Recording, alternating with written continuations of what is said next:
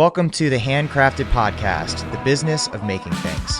I'm Paul, founder of Philadelphia Table Company and the Handcrafted Network, and I believe great craftsmanship deserves great business strategy. This podcast is for makers who want to build not just great products, but a thriving business. Each episode will dive into the mindset, systems, and skills that turn craft into success.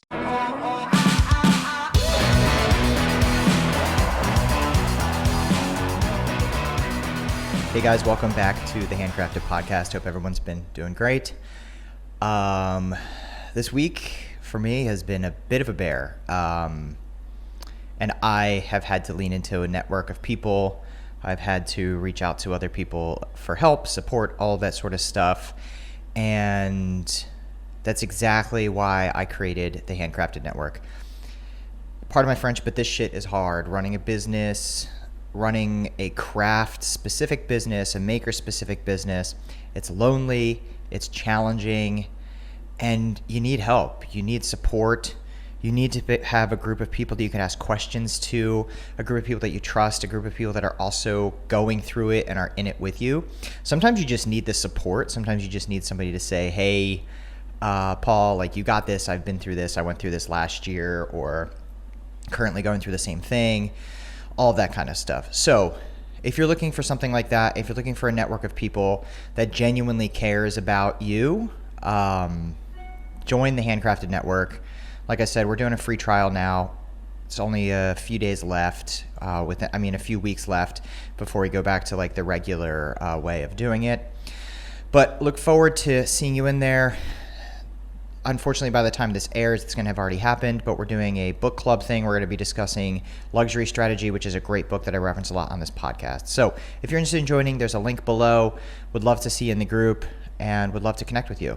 With that said, we're going to do a office hours episode. I've been collecting a few of these questions kind of along the way. Thank you so much for them sending out. Oh, also exciting news. I got an email recently where I've gotten 75,000 download, listen, streams, whatever the heck it is that you get with podcasts. So that's rad. That's super awesome. I appreciate all of you guys listening and sharing and subscribing. So if you are listening to this and you have yet to leave a comment, if you have yet to leave a review, if you have yet to share this with somebody, I ask that you share it with people so we could continue growing this thing and I could continue to make it better and better. Some of the things that I'm starting to debate doing is like bringing guests on and talking about other things and going a little bit more in depth, sort of expanding this a little bit as sort of the reach grows a little bit. So if you have any suggestions for me, any feedback, or you have a question for office hours like we're going to talk about today, it's just paul@thehandcraftednetwork.com. All right, let's dive in. Hey, Paul, love the podcast and HCN. I've got kind of a broad question for office hours. I'm busier than I've ever been right now and booked out probably 2 months, but I feel like I'm still not making any money. There's always work in the shop and I'm working more hours than I probably should be. Then I look at what's actually left at the end of the month and it's pretty depressing. How do you figure out where the problem actually is? Like how you know if I'm just not charging enough versus taking too long on jobs, or if my overhead is getting out of control? Would love to hear your thoughts, how you diagnose this. Thanks, Mike. Mike, thanks so much for the question. This is the age-old famous sort of scaling question that I myself have gone through in the past. In this business of making things, especially as a furniture, I'm assuming you're a furniture maker, the way you kind of like wrote this, materials cost money, employees cost money, all of that stuff sort of costs money. And one of the things that I leaned on when this happened to me, and I'll recommend the book a good friend of mine wrote, Paul Downs. It's a book called Boss Life. Download that book, listen to it on audio, read it. It's an amazing read. It's going to be a major page turner for all of you guys. He basically chronicles an entire year of this. So after I read the book, I actually reached out to Paul. I didn't even realize he was local to me. And now him and I are kind of buddies in the fact that I can ask him. He's more of a mentor of mine. I can ask him questions. He could help me out, all this sort of stuff. So I actually presented a very similar question to him. And the first thing he said when I sat down was, how many employees do you have and what's your top line revenue? And he said, I could tell that you have an efficiency problem. So going back to what your question is, how do you figure out what the problem is if I'm charging not enough versus taking too long on jobs or overhead is getting out of control? It's kind of all of the above, right? If it's taking too long for a job, then you're not charging enough. Or if it's taking two, or if you're going to be shortening the job, then you kind of need to, and you're still not making money, then you're still not charging enough. So at the end of the day, a lot of it is going to be charging more, or it's going to be about being more efficient and more productive. For me, the general rule of thumb that I came to learn from Paul Downs was $150,000 per employee in top line. So if you have 3 people in your shop, and that's bare minimum, like that's bare minimum. So if you have 3 people in your shop, you're looking at 450, right? 450, or about $500,000 for 3 people. That's sort of the going metric of like what you want to do for minimum, and that's the amount of output that you should be doing. So a few things. Number 1, start charging more. Number 2, learn and realize that this is a very cash intense business. So there are going to be a lot of times where it doesn't seem like it's lining up. What it is going to be incrementally chipping away. As long as you're putting some money away, you should start to see the bank account start to grow a little bit. A really great book for that is a book called Profit First. What I always like to do is take any money comes in, I transfer, a certain percent. You could start with 2%, 3%, 5%, 1%. Transfer that over to a savings account. And slowly what you'll start doing is seeing that account accrue, and you'll start to learn that this kind of is like where your profit is. So unfortunately, I wish I could do a proper diagnosis. It would be hard for me to really dive into this specifically without the details, but it's kind of a mix of all of the things. You're probably not charging enough, it's probably taking too long, and you got to start to control your overhead. One thing that is really helpful that a lot of guys and girls in the group did was they did a cost analysis. I have a cost analysis sheet in the group where you can actually break down how long and how much a job is costing you to make. Many people don't do this. They assume it's taking 40 hours, but it might be taking 60, 70, 80 hours. So once I started doing that, I started to see where a lot of my problems lied and how much it was actually costing me to make these things. If it's taking a long time, then you need to either simplify the designs or you need to charge more. So cost analysis is definitely your number 1 tool here to use. Hopefully that helps. Feel free to reach out to me for more details. Feel free to join the community. We can all help with that, and I'll also share the cost analysis sheet with you there. All right. Next question. When do you start saying no? Hey, Paul, question for office hours if you can find it, if you can fit it in. When did you get comfortable turning down work? I'm still relatively small and have the feeling that if someone is willing to pay me to build something, I should probably take it. But right now I have a built-in going, 2 tables coming up. Someone wants a reception desk, then I just quoted that's completely random outdoor project. The money is good, but I feel like I'm consistently reinventing the wheel. Part of me thinks I need to narrow down what we do, but the other part of me thinks it's stupid to turn away 10K projects. Curious what you think about that, Chris. So it's kind of a gut thing. If you are small, if you're just starting out, I think take the job, unless it's something that you see some major red flags about. So if it is the random outdoor project, consider where you're from. I don't have any information as far as like where you're from, but Northeast, I try to avoid outdoor projects just because the wood tends to rot unless you're doing like concrete or you're doing other things that are okay, like teak, that kind of stuff. Otherwise, outdoor stuff, I kind of try to stay away from as best I can. But if you're a small shop, I think it's take on as much as you can. Keep taking on the work until it comes a time where you're like, hey, I'm fully overloaded. I'm not going to take on any more things. And then you could sort of start to niche down. When you're getting started, when I was getting started, I took on as much as I possibly could. You remember, you're still building your portfolio for the first 5 years or so. You're still building your portfolio. You're still figuring things out and where you want to go into. Like for me, it took 5 years for me to really narrow in on tables and be like, hey, we're going to be doing tables here. So I say yes. I say take the project unless it's something that is completely out of your wheelhouse, something that's completely you don't do or haven't done. I mean, I've definitely done that before. I've learned from my mistakes.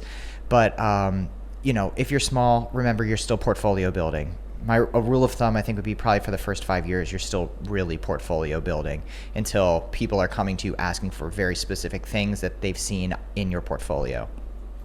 Hope that's helpful, Chris. Next question.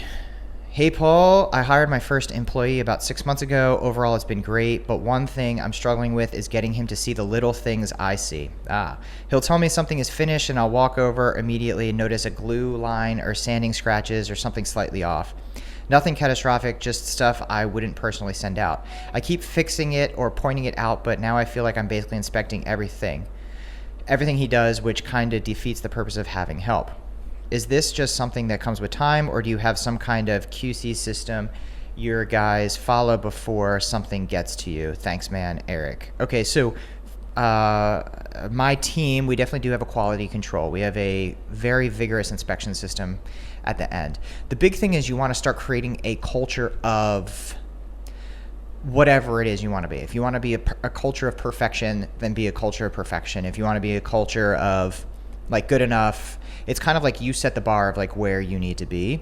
And the only way you're going to really learn and set what that sort of culture is by setting it up front, by having a quality control system. So we have a sheet that each of our piece ends with. It's like, it has a touch thing, it has a look thing, it has, does the mechanics work, all that stuff. And we actually have somebody who didn't make it. We have, we call it rough hands and soft hands. We have soft hands people that are in the office. So Jackie comes in and she looks at it because most of our clients are going to be soft hands looking at it from that perspective. So with that said, what you're going to be doing is let the person know, let your employee know, hey, we're going to start this quality control system. We're going to start this sort of inspection sheet that everything needs to go through. And then what's going to happen is over time and time and time again, they're going to start to see, hey, same thing, glue line or scratch or like sanding swirls or loopholes, like all of these things that keep coming up over and over again. So this way you can then reference it and be like, hey dog, I know you're working hard, you're doing the best you can, but I keep seeing the same mistakes over and over again. We really got to learn to we got to really dial that in. And what happens is over time, they start to develop what that sort of culture is. So for me, my entire team knows what our team standard is and knows what's going to pass and what's not going to pass. And the last thing they want to do is get a project back that didn't pass inspection because it means they have to sand more, put more finish on, or whatever. So definitely start a QC system. Send me an email if you want it. I will, if you want, or anybody else listening, paul@thehandcraftednetwork.com. I'll gladly send you my inspection sheet. It's a full checklist thing, and then what happens at the bottom is it's like whatever wasn't right, there's a little section there where Jackie, whoever's inspecting it, can write in, hey, glue lines are messed up or whatever, and then you send it back to the maker and then they sign it. So we had to do this because you have to set a shop standard, so this way you can remain consistent and continue to get good reviews and good clients, et cetera, et cetera. So definitely start a quality control system. It's better to start it now, even if it's just you and you have, your spouse, your partner, or whatever, look at it for you and go through the checklist. It's great to just have an arbitrary person looking at it. So Eric, hope that's helpful. Again, send me an email if you are curious to see what ours is. All right. Hey, Paul, would love your opinion on this. I know my prices need to go up. Honestly, they probably need to go up a year ago. Materials are more expensive. I have more overhead now, and I'm definitely not paying myself what I should be. The problem is leads have been slower lately. It feels really weird to raise my prices at the exact same time I'm wishing the phone would ring more.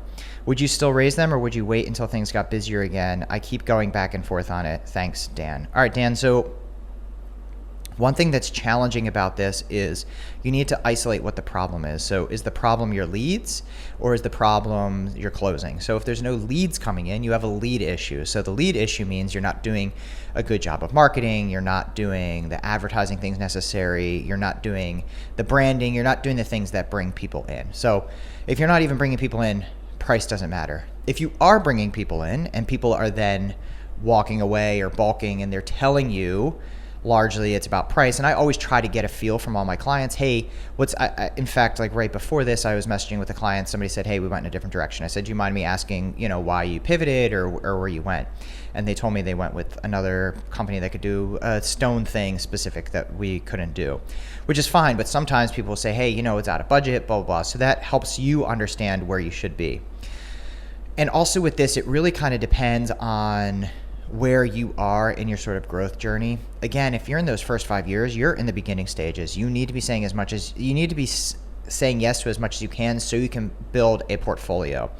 So for me, what I've kind of learned through business, and I think many other entrepreneurs would agree with this, is the graph isn't linear, so it's not going up in a straight line. What happens is it's like a curve, so we'll start to accelerate over time. So the momentum and the amount of money you're making sort of like grows. So it might be like 1K year 1, 2K year 3, 0K year, 4, then year 5, like 10, then 50, then 100, then a million. Like it kind of just speeds up and ramps up. But if you're still in the first 5 years, you're still in that sort of flat portion of that graph. So it's a matter of really just getting as many pieces to as many people as possible to get really amazing reviews. It is important that you pay yourself. You need to be sustainable. So making sure you're finding ways to pay yourself still. So even if it's raising the prices incrementally or cutting expenses in a way that you can bring some money back home to yourself. But in general, like I said, if you're in those kind of first 5 years, it's kind of time to just get people to say yes. That's what I did kind of pretty early on as well, knowing that at some point the prices are going to have to go up. All right. Last question. Subject, I think I'm the problem, LOL. Love it. That caught my attention right away. Paul, I think I've officially become the bottleneck in my own business. I have 3 guys working for me now, and somehow I'm working more than when it was just me. They're constantly asking me questions. I'm doing... They're constantly asking me questions. I'm doing all the estimates, ordering materials, answering emails, dealing with customers. Then inevitably something happens in the shop and I get pulled back into production. I know the answer is probably delegate more, but I honestly don't even know where to start because everything feels like something I need to be involved in. When you were in this stage, what was the first thing you handed off that actually made a difference? Love the podcast, by the way, Jake. Thank you, Jake. So this one is challenging. This is kind of like one of the main scaling problems. Scaling problems are my thing. I love figuring out how to solve these sort of scaling issues. So for me, what happened was, and I have an exercise actually on our in the school group, in the community, where I outline how to set up a system and a process. So what you need to do is you need to break down what the sort of process is from initial sale until final delivery. So I broke down each individual step. So I have like pre-sale, which is marketing. I have sales, which is me. And then there's individual buckets under each thing. What happens is once it gets into that other bucket, I'm no longer responsible for it, but there needs to be a really good handoff. So for me, it's like sales, pre-sales, and then it jumps down to the next bucket, which is design. I dabble with design. I do the communicating thing between me and our designer, and then we send the design stuff. Once the design is done, that project now gets moved on to operations. The operations person is the person then who organizes project materials, connects with the client, sets up who's making it, the production queue, all of that sort of stuff. Once it's done with that bucket, it goes into the production bucket where our foreman's in charge of that and oversees the actual building and fabrication of the piece. Then it comes back to operations where it then gets shipped out, where we schedule shipping and delivery and all of that sort of stuff. So, and then inevitably back to me where I follow up for reviews and client satisfaction and all of that. So what I've learned is if you create these buckets, it allows sort of people to understand where their roles and responsibilities are. A lot of employees don't know what their roles and responsibilities are. That's why when you work for, like, if you work for like a big, huge corporate company or whatever, they kind of give you like a SOP, right? Standard operating procedure. For me, an SOP isn't necessarily how to sand a table or how to make a specific thing. An SOP is like what your job description is and what your roles are. And it's more about like kind of the stuff that you don't do than kind of the stuff that you do. So it's kind of drawing lines in what it is. Inevitably in this world of fabricating, of course, I get brought in to solve some problems sometimes, but you really want to be able to lean on the people and let your people kind of help solve the things. I've learned that employees get better the more you allow them to do. It allows them to show up. It allows them to bring their best selves. It allows them to feel responsible, and they don't want to let not only themselves down, they don't want to let the team down, they don't want to let you as the owner down. So I always say delegate as much as you can, give the people responsibilities, but make sure it's clear and not confusing. Most likely what's happening is if you're kind of stepping into all this stuff, it's very confusing as far as like who's doing what and where. So I would really take time to really pencil out what a project looks like, what a project timeline looks like, and who's responsible for what specific portion of that project. And what you're going to do is slowly start to fill in those gaps and figure out, okay, who's responsible for this? This doesn't fit in a bucket. Which bucket does it fit in? And then what will happen is slowly over time, you'll develop like SOPs so everybody sort of knows what their roles and responsibilities are within the company.